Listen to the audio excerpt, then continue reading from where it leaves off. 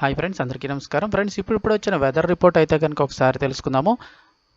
Video పూర్తిగా చూడండి, అలాగే తప్పకుండా లైక్ చేయండి. మరిన్ని అప్డేట్స్ కోసం ఛానల్ని తప్పకుండా సబ్స్క్రైబ్ చేసుకోండి. ఇక 2 తెలుగు రాష్ట్రాలకు సంబంధించి వెదర్ రిపోర్ట్ అయితే వచ్చేసింది.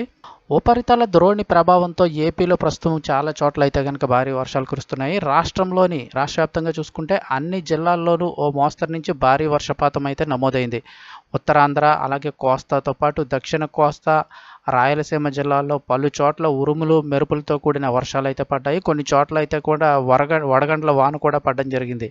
మొన్నటి వరకు ఎండలతో విలవిల్లాడిపోయిన ఏపీ ప్రజలకైతే వర్షాలు ఊరట కలిగించాయని చెప్పుకోవచ్చు. రాష్ట్ర వ్యాప్తంగా మోస్తరు నుంచి భారీ వర్షాలు అయితే పడ్డాయి. ఇక ప్రస్తుతం ఎండలు కూడా తగ్గుముఖం పట్టి వాతావరణం అయితే కనుక కాస్త మేఘావృతమై ఉంటుంది. ఈ పరిస్థితుల్లో వాతావరణ శాఖ మరో అలర్ట్ జారీ చేసింది.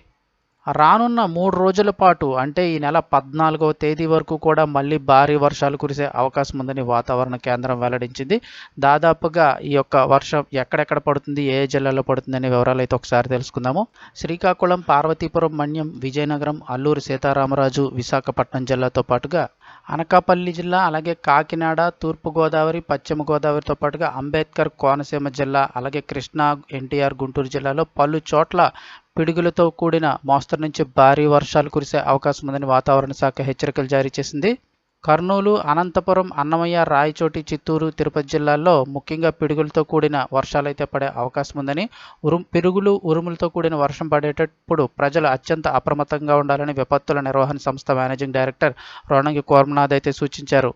ఇక పశువుల కాపర్లు కానీ, రైతులు కానీ, వ్యవసాయ కూలీలు కానీ చెట్ల కింద కానీ, బహిరంగ ప్రదేశాల్లో కానీ ఉండరాదని చెప్పేసి వాతావరణ శాఖ అధికారులు అయితే హెచ్చరిస్తున్నారు. రానున్న 3 నుంచి 4 రోజుల పాటు ఈ పిడుగులతో కూడిన వర్షాలు పడే అవకాశం ఉంది. కాబట్టి వర్షాలు పడుతున్న సమయంలో ఎట్టి పరిస్థితుల్లోనూ సామాన్య ప్రజలు కూడా ఇళ్ల నుంచి బయటికి రావద్దని వాతావరణ శాఖ అధికారులు అయితే సూచించారు.